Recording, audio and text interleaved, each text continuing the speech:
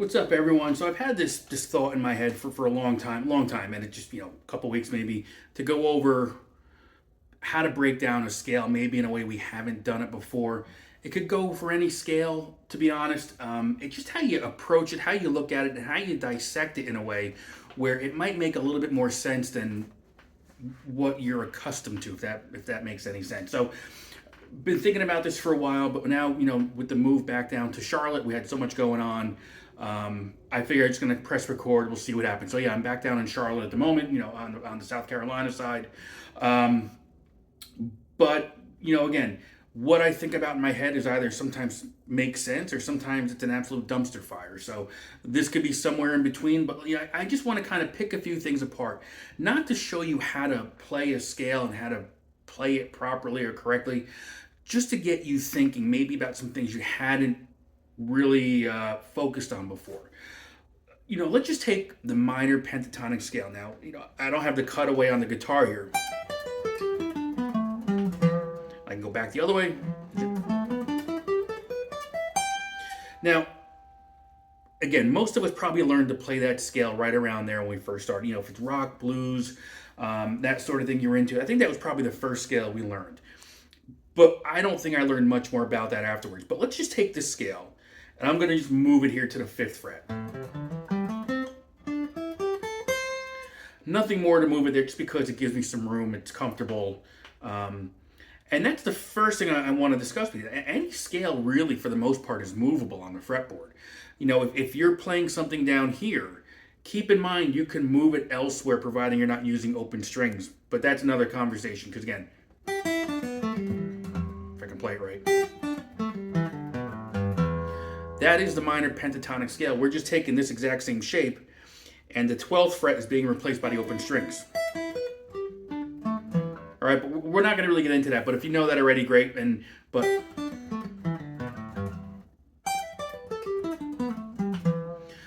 let's go back to this 5th fret position here. The one thing that all these have in common right now, those 3 different positions I played, was the intervals or the spacing in between the notes. Okay. If you're not familiar with that, I would think that just kind of start with that. Memorize the intervals for any particular scale that you might be working on. I mean, you should memorize the intervals for the minor scale, for the major scale. Minor pentatonic scale, let's look at the intervals there.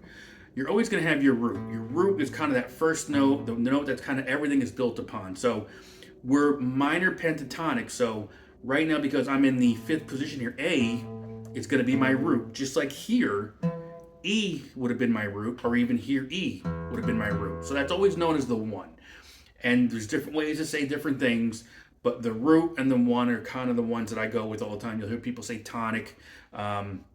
We'll just go with the 1 or the root. They're interchangeable, so keep that in mind. Okay, so instead of the root being here, like I've learned over the year, well, when I first started, let's just say, I'm just moving the root here. But for all of these shapes, it's a shape. It's the same shape. The intervals for this particular scale, the minor pentatonic scale, are your root, your flat third or your minor third, interchangeable, your 4th, your 5th, your perfect 4th, your perfect 5th, those are interchangeable as well, and the flat 7th. So if you took a look at this, your root, and don't get caught up on the note names. That's kind of where I got stuck years ago, worrying about memorizing notes on the fretboard. It's great to do it. I wish I had done it earlier in my playing days, but I wish I had jumped into the interval piece of it first. I think that would have helped me just having a better understanding of the fretboard from the get. So let's just go with the intervals for now. There's my root. There's my flat third or your minor third right there, which is 2 spaces in between. I've got my perfect 4th, the perfect 5th, or the 4th and 5th, how you want to describe it, my flat 7th, and then it repeats here because here's the octave. Okay? That is your scale. And then it repeats. And I wish that piece of it, somebody had told me early on that that's the scale. Because that helps train the ear. You kind of know where you're going. And then the octave is kicking in right there. When I had learned to play that minor pentatonic scale in the 12th position, I just thought I had to rip through 6 strings and come back up and I was done. Cool, I know the scale, now what? Well, again, I wish I had done this early on. Picking the scale apart, we've done several things already. We've moved it. We've talked about the intervals in between. 1, flat third, 4, 5, flat 7, octave. And then if you follow the channel, I had a short video a couple weeks back talking about splitting the scale or splitting the box. It's really just having an understanding of, there's my scale, let's do the next octave.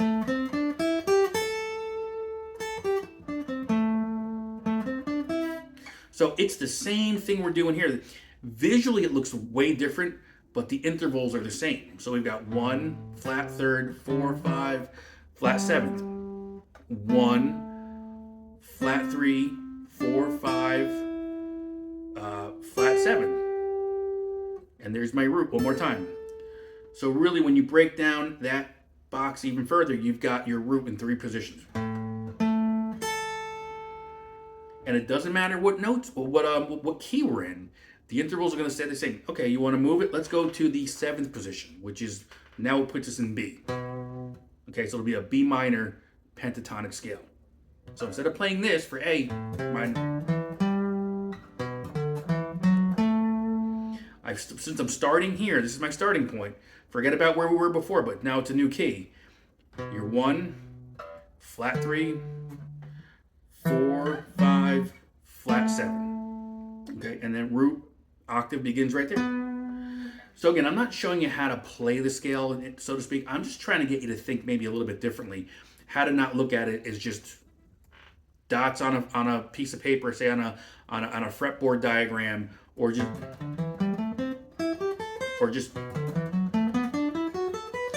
trying to plow through notes on 6 strings. It's being able to just pick things apart a little bit differently than maybe you hadn't done before. Again, we've taken a scale that maybe we've all learned over here. We can move it. And then we kind of pick apart, well, what are the intervals in this minor pentatonic scale? Not A minor, not B minor, not E minor. Minor pentatonic. You got your root, your flat third, your 4th, your 5th, your flat 7th. There's the octave. Flat 3rd, 4th, 5th, flat 7th, and your root again. And it just continues. It'll continue.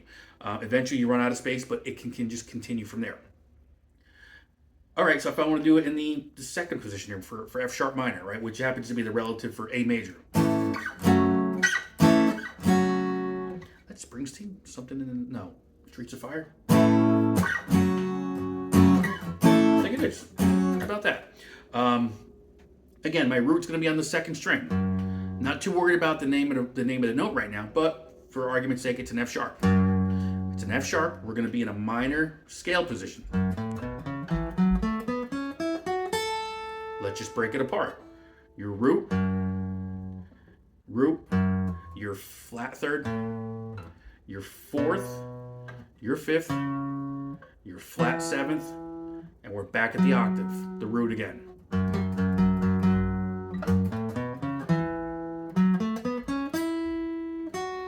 And once you have an understanding of that, which I wish I had done years ago, you could then play that scale and break it up and hear how it moves, basically.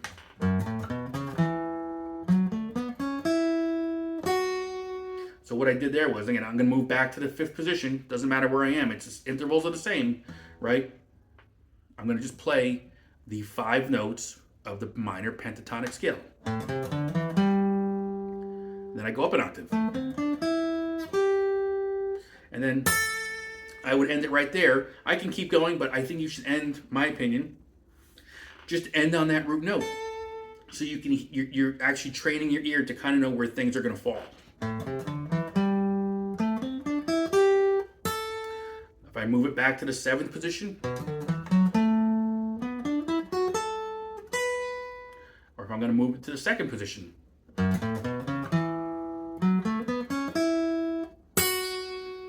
So again, the whole purpose of just kind of sitting down here off the cuff with you is just taking any scale, but we're going to talk minor pentatonic because I just want to kind of dive into that one, because I would think for the most part, and I could be wrong, most of us who were kind of playing rock and blues and things like that, that's the scale we all kind of gravitated towards the first time around when we picked up the guitar.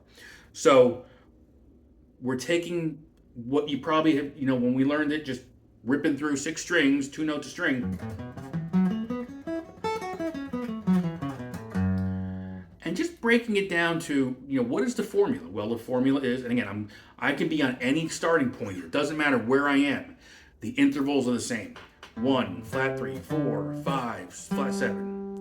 1, flat 3, 4, 5, flat 7. 1, flat 3, 4, 5, flat 7. Okay? The intervals on that scale are going to be the same no matter where you're starting it. The notes are different, obviously, but always remember, I think the intervals are more important because that way it just makes it easier for you to maybe see it on the fretboard. You know that you can jam to it. If someone says, hey, we're in the key of, we're jamming, but we're in the key of B minor, or B minor, you could pull out that B minor pentatonic, or even the key of D, right? It just kind of gets you in the ballpark quicker. So think of it this way. Take those scales, or that, again, I'm talking about positions. The scale is the E minor pentatonic scale.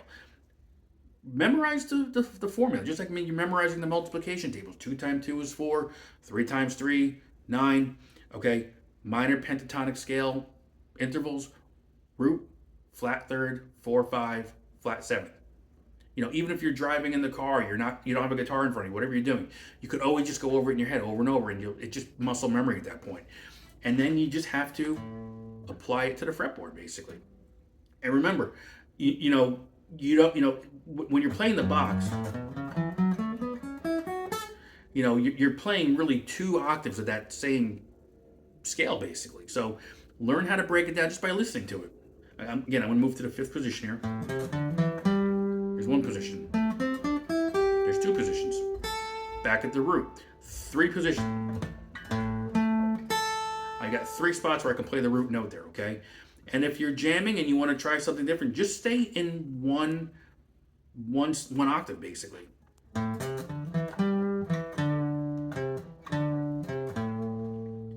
then move it.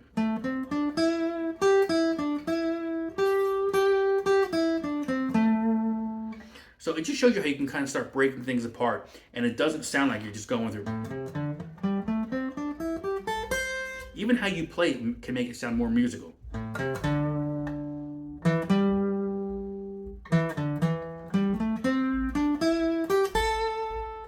So that's how I wish I had kind of taken the approach to all scales, but in particular the minor pentatonic scale here, because you can kind of you can break it down, you can look at it different ways, and maybe it just helps you understand what's going on here than just kind of ripping through the scale up and down, and just hoping that it sounds okay.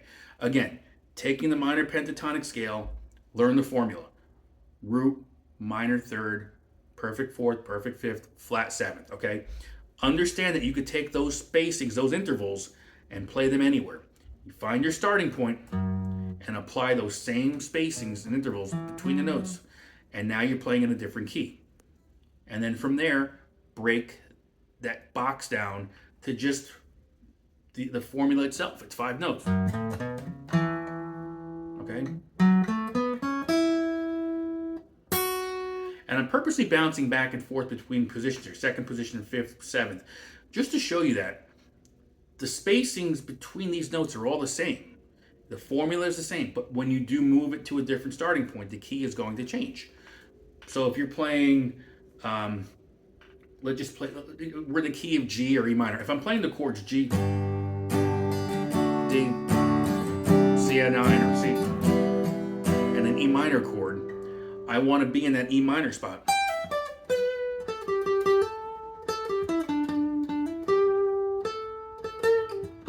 So that was the minor pentatonic scale in the key of E. Okay? But we talked about A minor. All right, so if I'm in the key of A, if I'm in an E minor box, I know that C, F, and G are all in there.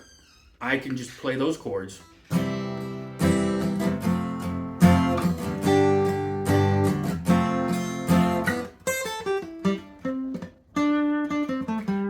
rhythm, right?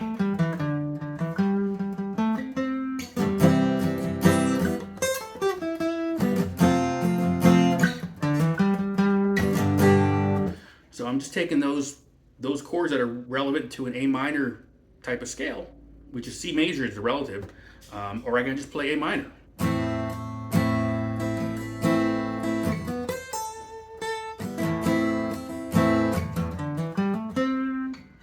Or I can even play the bar chord A minor. But again, it's just to get you thinking a little bit more than you typically do as far as piecing together a scale and what it's made of. Instead of just, again, seeing dots on a fretboard, on a diagram, on a tab, to understand, what's actually there. And I think we broke it down a couple different ways you can look at it. You can always rewind, go over this, but break down the scale to the intervals. Break it down to just the true 5 notes of this particular scale that we're talking about. A true major scale, minor scale are going to have 7 notes, but it's the same process to apply it to. Know that you can pick up that scale and move it anywhere you want. Just keep the intervals the same. Your key is going to change, but it just gives you options to play it elsewhere. So I just kind of wanted to go over this so you can kind of see how taking something that maybe you weren't really focusing on and just change it up a bit. So go with it. Let me know what you think. Pretty simple stuff as far as I think getting just to understand it. Applying it maybe a little bit more difficult, but give it a shot. Let me know what you think. I'll have more stuff like this as I think about it, okay? Later.